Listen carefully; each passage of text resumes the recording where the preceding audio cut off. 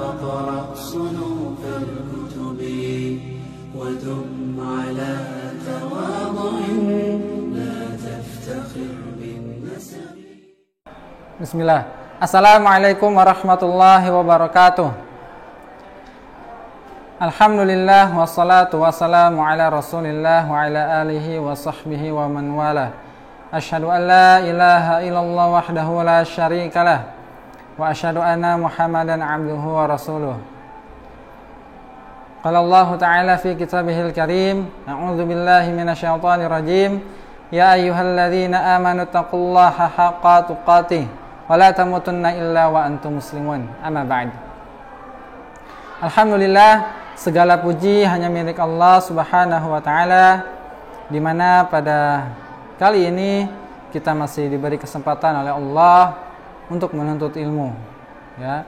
Maka sudah selayaknya kita selaku hambanya bersyukur kepada Allah dengan cara kita memaksimalkan ketika menuntut ilmu. Ya, kita bersungguh-sungguh dalam menuntut ilmu. Nah, maka ini tanda atau bentuk dari kita bersyukur kepada Allah Subhanahu wa taala. Nah, salawat serta salam ya kepada Nabi kita Nabi Muhammad sallallahu alaihi wasallam, kepada keluarganya, para sahabat, para tabi'in, tabi'ut tabi'in, hingga kita selaku umatnya hingga yaumil qiyamah. Semoga senantiasa kita berada di jalan yang hak, berada di jalan yang benar, yang selalu mengamalkan sunnah-sunnah Rasulullah sallallahu alaihi wasallam. Dan semoga Allah memudahkan kita dalam mengamalkannya, mengamalkan setiap apa yang sudah diajarkan oleh Rasulullah sallallahu alaihi wasallam. Amin ya rabbal alamin. Baik. Santri-santri ustadz yang semoga dirahmati oleh Allah Subhanahu wa taala. Pada video kali ini ya, kita akan lanjutkan pembahasan kita, yaitu pada tafsir surah Al-Hasyr. Ya, Ustadz akan membahas tentang ayat yang ke-9. Ya, maka santri-santri Ustadz, ya, antum semua yang di rumah silahkan dibuka dulu Al-Qur'annya, ya, dibuka surah Al-Hasyr ayat yang ke-9. Nanti kita akan membacakannya bareng-bareng, ya. Sudah pada dibuka? Ya, mudah-mudahan antum semua sudah membukanya. Maka marilah kita membacanya bareng-bareng, ya. Wahid, itsnain, tsalatsa. A'udzu billahi minasy syaithanir rajim. Walladzina tabawwa'ud dar wal imana min qablihim yuhibbuna man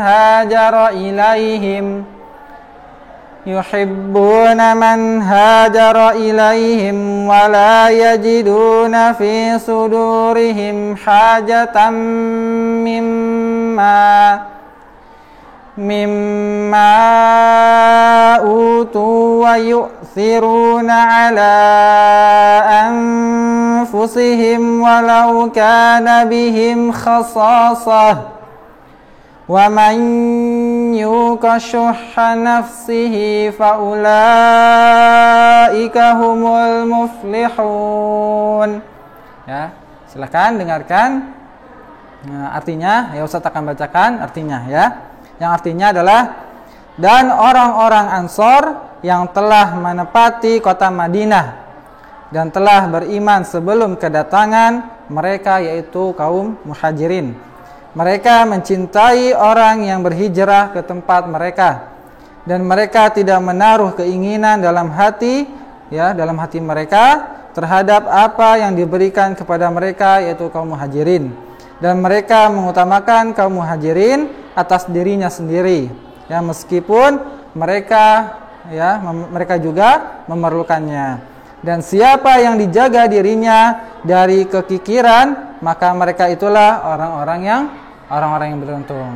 Nah, ya, mari kita sama-sama menyaksikan ya video ini. Jangan sampai kita melewatkan ya atau tidak mencatatnya, maka hendaklah kita persiapkan juga buku catatan untuk mencatatnya. Insyaallah setelah ini kita akan bahas tentang asbabun. Baik, santri-santri Ustadz yang semoga dirahmati oleh Allah Subhanahu wa taala. Adapun asbabun nuzul dari ayat yang ke-9 dari surah Al-Hasyr ini ialah diriwayatkan dari Ibnu Munzir ya dari Zaid Al-Asam bahwasanya segolongan Ansar berkata, ya, bagilah tanah itu menjadi 2 bagian untuk kami dan saudara kami, yaitu kaum Muhajirin. Wahai Rasulullah, namun Rasulullah sallallahu alaihi wasallam menjawab, tidak. Tetapi kalian cukup memenuhi keperluan mereka dan membagi hasil panen untuk mereka. Ya, tanah ini tetap menjadi milik kalian, ya. Lalu mereka menjawab, ya, kami ridho atas keputusan yang diberikan oleh Rasulullah sallallahu alaihi wasallam, ya. Nah, maka turunlah ayat yang ke-9 ini dari surah Al-Hasyr, ya. Nah, begitu baiknya ya, atau begitu akhlaknya ya, terpujinya akhlak orang-orang Ansar kepada saudaranya, yaitu kaum Muhajirin, ya, yang dimana kaum Ansar itu dia tidak mementingkan kepentingan dirinya sendiri, akan tetapi dia mementingkan kepentingan saudaranya, yaitu kaum Muhajirin. Nah, baik, santri-santri Ustadz yang semoga dirahmati oleh Allah Subhanahu wa taala, ya, di antara tafsir dari ayat yang ke-9 surah Al-Hasyr ini ialah orang-orang yang telah menempati Madinah, ya, orang-orang yang telah menempati Madinah dan telah beriman sebelum kedatangan kaum Muhajirin. Ya, mereka mencintai kaum Muhajirin, Masya Allah, dan bahkan ya berbagi harta kekayaan dengan kaum Muhajirin. Ya, mereka tidak menaruh dengki dalam hati mereka, tetapi mereka tidak menaruh dengki dalam hati mereka terhadap harta rampasan, ya, yang diberikan kepada mereka. Ya, mereka tidak dengki kepada kaum Muhajirin, ya. Lalu mereka mengutamakan orang yang membutuhkan dibandingkan dengan diri mereka sendiri, ya, sebagaimana tadi asbabun nuzul yang sudah kita bacakan, ya, sekalipun mereka memerlukannya, ya, kaum Ansar memerlukannya, tapi mereka mendahulukan saudaranya, yaitu kaum Muhajirin. Dan barang siapa yang dipelihara dari kekikiran dirinya, ya, mereka itulah orang-orang yang mendapat kemenangan dengan diraihnya apa yang mereka cari. Masya Allah, ya. Baik, santri-santri Ustadz yang semoga dirahmati oleh Allah Subhanahu wa taala. Kemudian Allah Subhanahu wa taala memuji sikap orang-orang Ansar. Ya, Allah Subhanahu wa taala memuji sikap orang-orang Ansar dan menjelaskan keutamaan, kemuliaan, ya, dan kehormatan yang ada pada diri mereka, serta ketulusan mereka dalam mementingkan nasib Muhajirin, nasib saudaranya, hingga kepentingan mereka, ya, atau kepentingan diri pribadi, ya, dikesampingkan, ya, belakangan urusannya. Yang penting dia mendahulukan saudaranya, itu kaum Muhajirin. Nah, padahal mereka itu sangat memerlukannya. Masya Allah, ya. Makanya pantas saja Allah memuji sikap orang-orang Ansar. Baik, santri-santri Ustadz yang semoga dirahmati oleh Allah Subhanahu wa taala, yang selanjutnya tentang makna Allah, ya, asma wa sifat dari Ar-Rahim, yang artinya Allah memberikan kasih sayang secara khusus, ya, secara khusus kepada orang-orang yang beriman. Sebagaimana, ya, dalil yang artinya adalah sesungguhnya Allah memiliki 100 rahmat. 100 rahmat. Salah satu diantaranya diturunkannya kepada kaum jin, hewan, dan tumbuh-tumbuhan, ya, jin, manusia, hewan, dan tumbuh-tumbuhan.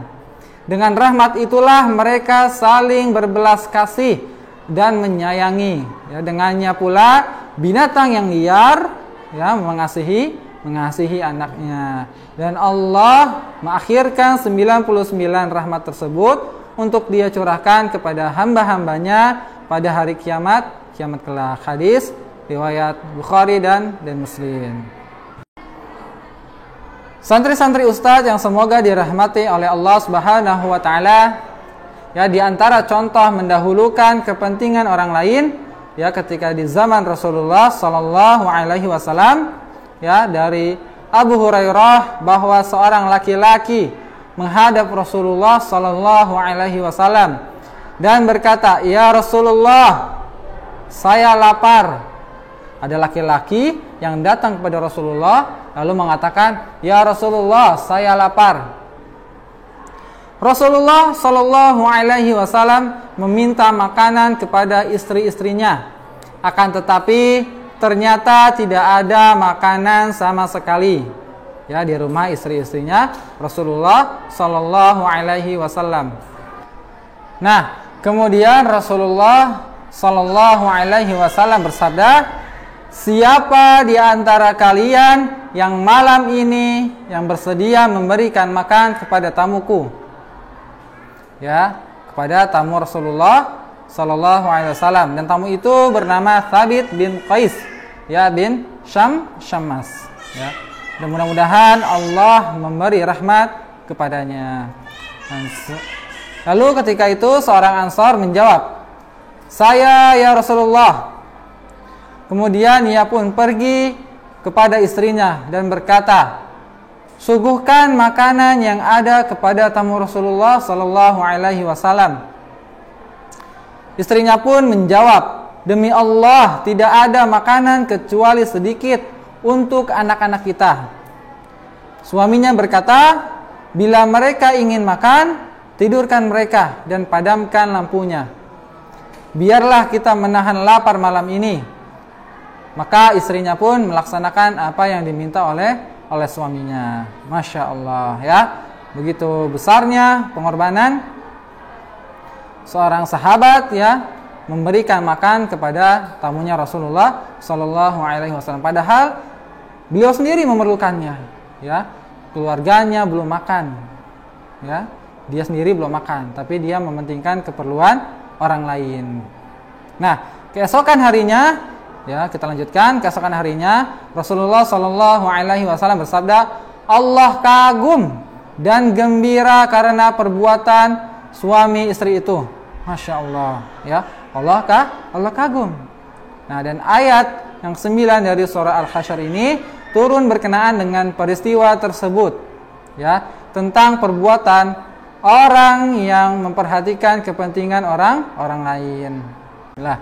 Baik, santri-santri Ustadz yang semoga dirahmati oleh Allah Subhanahu wa taala, di antara contoh mendahulukan kepentingan orang lain di dalam kehidupan kita sehari-hari ialah ya hendaklah ketika kita misalkan kita berada di kereta api, kita sedang duduk, lalu ketika itu ada seorang ibu hamil yang tidak kebagian tempat duduk, maka kita bisa mengalah.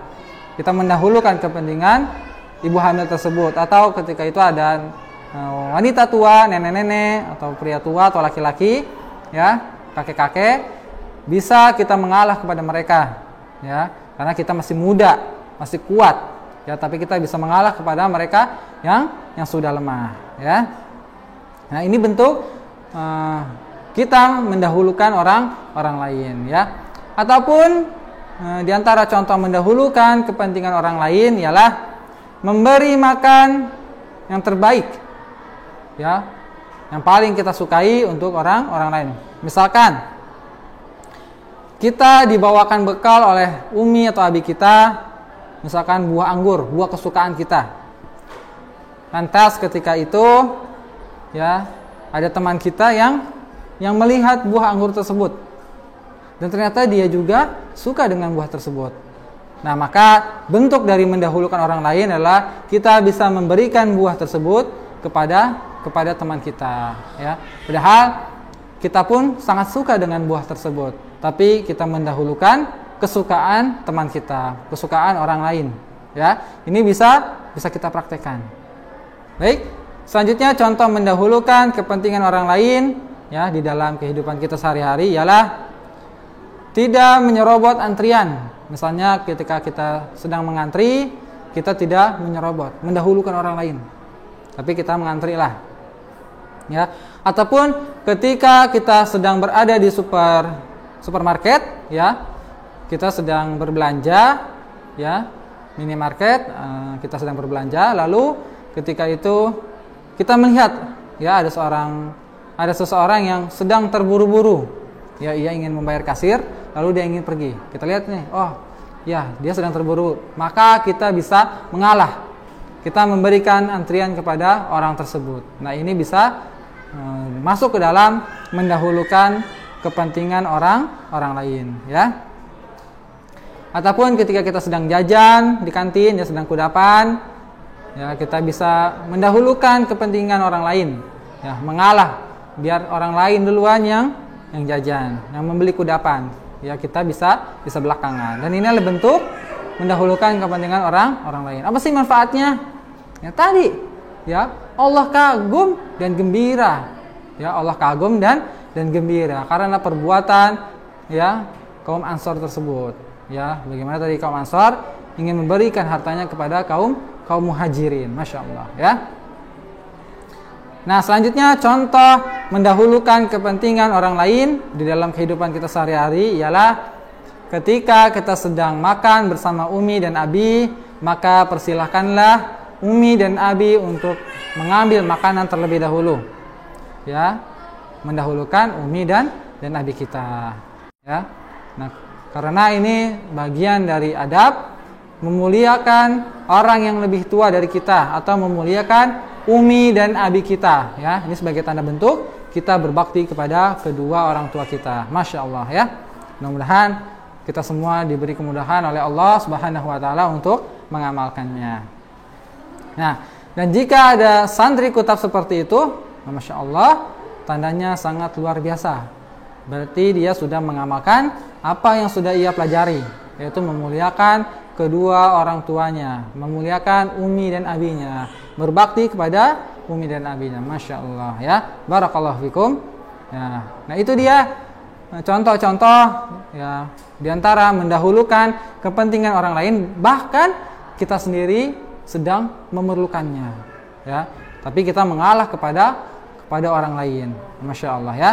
Nanti Allah akan kagum dan gembira dengan perbuatan yang telah kita lakukan. Ya, mudah-mudahan apa yang Ustaz sampaikan bisa kita pahami, terlebih lagi bisa kita ingat, dan yang terpenting bisa kita amalkan. Nah, setelah itu baru kita dakwahkan kepada keluarga kita, kepada tetangga-tetangga kita, ke teman-teman kita, ya. Kurang lebihnya mohon maaf, ya. Yang benar itu datangnya dari Allah dan Rasulnya Sallallahu Alaihi Wasallam, dan salah itu datangnya dari Ustadz pribadi. Ustadz mohon maaf, dibukakan pintu maaf yang selebar-lebarnya. Baik, santri-santri Ustadz, kita akhiri dengan membaca doa kafaratul majelis. Subhanaka Allahumma wa bihamdika asyhadu an la ilaha illa anta astaghfiruka wa atubu ilaih. Wassalamualaikum warahmatullahi wabarakatuh.